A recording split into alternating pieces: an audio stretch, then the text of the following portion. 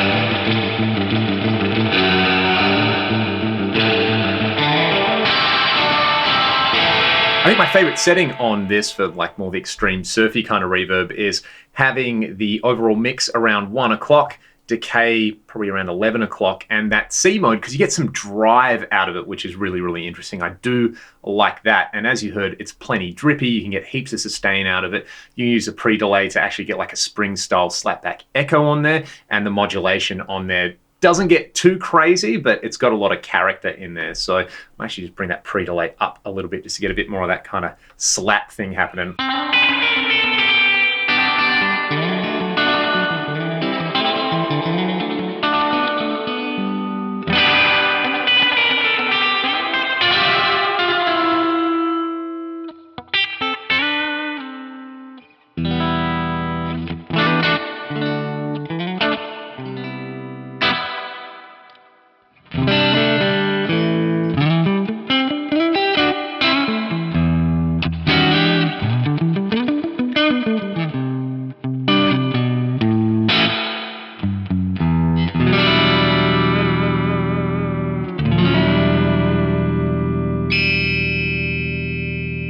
Next up, let's hear the 140 plate. There's again 3 different versions that you can select with this ABC switch over here. So what I'm going to do is start out by trying to find out which of those options I like, then I'll just dial it in on Crunchy Guitar. I'm pretty familiar with the UA 140 plate. I've had the plugin for years and use it all the time. I love it on Crunchy Guitars, so pretty keen to hear how this sounds and if it feels familiar. Let's go. I'll let you hear the dry sound again and then we'll jump in.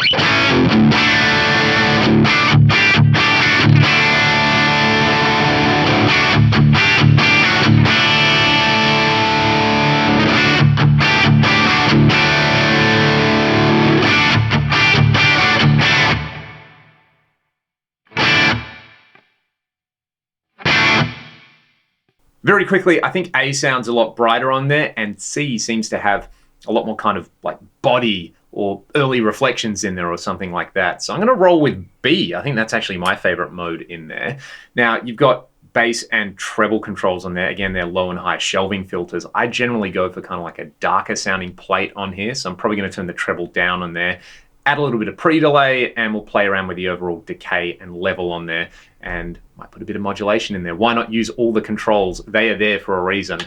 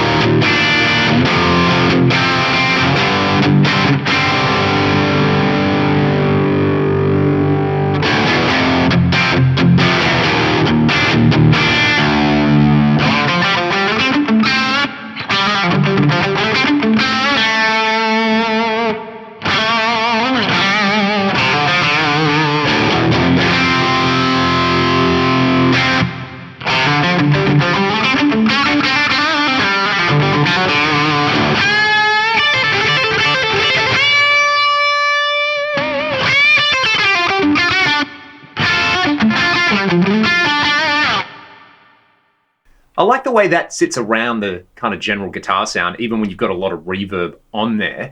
What's interesting is I actually didn't have to cut as much treble as I thought I would like on there. Let's just hear these settings again between those 3 different modes. I think C was my next favorite. A was probably my least favorite, but you know, I kind of like all of them.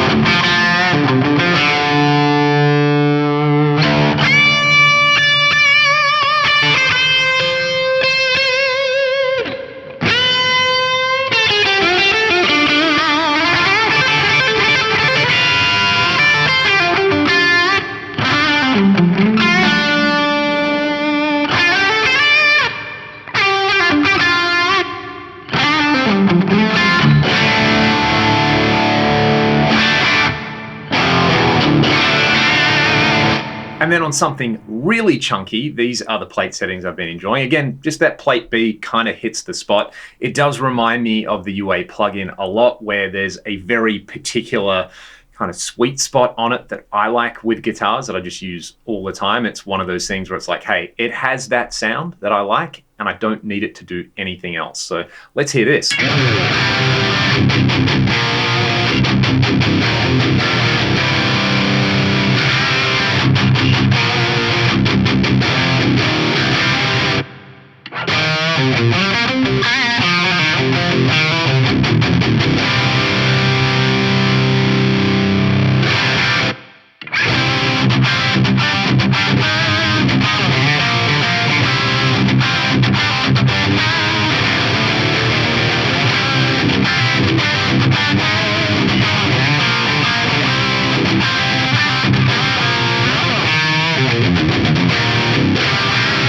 Last but certainly not least, this is definitely the part of the video I've been looking forward to, the 224 Hall on here. You've got 3 different 224 modes on here. I think number 1, or I should say A, is one of the rooms, and then B is a small hall, and C is a large hall. The bass and treble controls here, rather than being high and low shelf filters, actually control the low and high part of the delay. That is kind of the lexicon thing that they do. So we'll start with the decay at noon and just go from there. I'm going to stay with the dirty guitar sound on here. Let's check it out.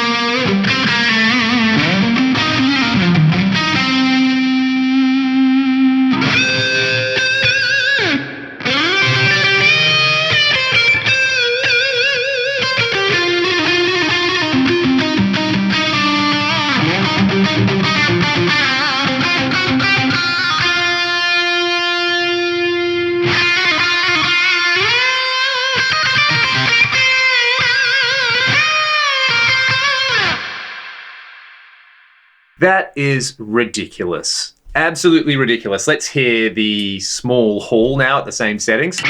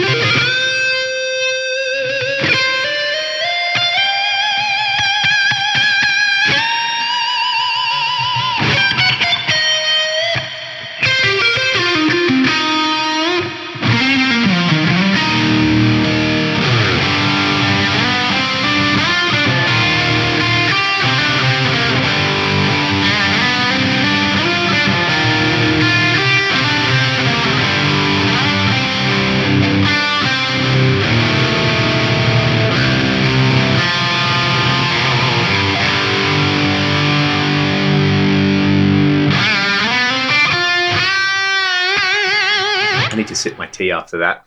That's it's pretty great. That is pretty great.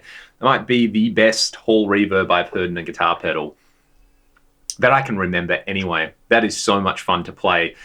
I kind of feel like there is a little bit of that because you have a great big reverb, you end up using a lot of great big reverb where maybe it's not appropriate, but you know, the springs sounded great and the plate sounded great, but that is doing something else on there. I love the way the modulation works in there. I love the way the bass and treble controls interact for that high and low decay. That is probably worth the price of entry for a lot of people alone. I think if you're a synth player and you wanted that 224 thing, this is probably going to do it pretty well. And it's a lot cheaper than, say, like the CXM 1978. If you register your pedal, you get some bonus modes on here. So you get some more 224 stuff. I think there's 2 plates and then a chamber. I'm going to admit I'm not the biggest fan of this, register your pedal online to get more stuff thing. I think you should just be able to unbox the pedal and use everything. We are going to go through some of the factory presets in a second, and that's another gripe that I have, where there's factory preset stuff like stacked reverbs and chori and a bunch of other stuff that you need the app to use, but then you can't really get in and customize any of that. I'll complain about that later though. Let's hear some of these glorious sounding 224 plates now.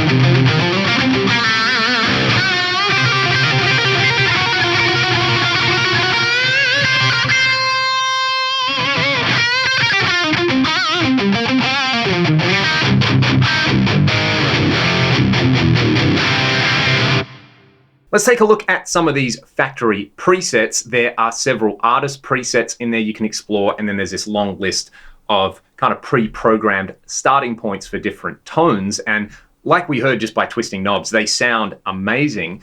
There are several kind of custom things in there that you can't actually get in and tweak. And this severely triggers me because there is absolutely no reason why I should not be able to dive in there and say, hey, you know what, this 8-voice chorus mode sounds pretty awesome.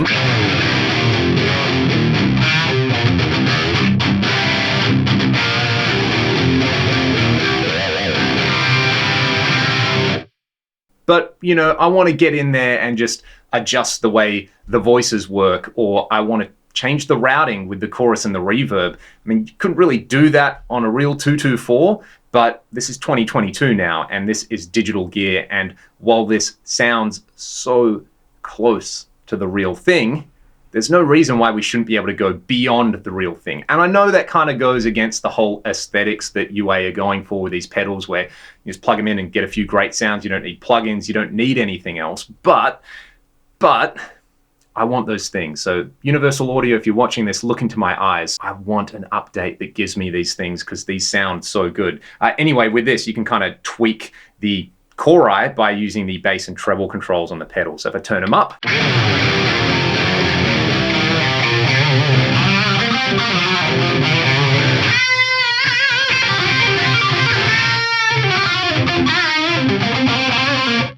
that's fantastic. Let's try, say, plate 1 over here.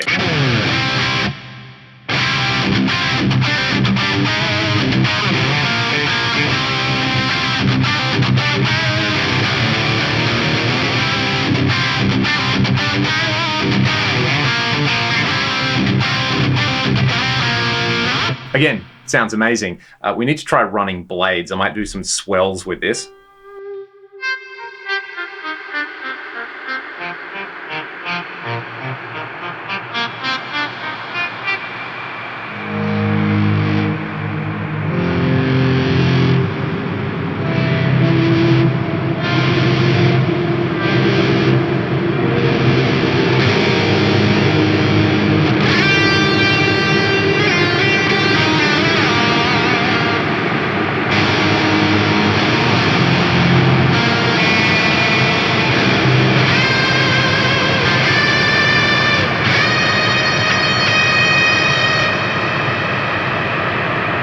Let's try out some more factory presets with the Strat this time. This one's called Chamber Smooth.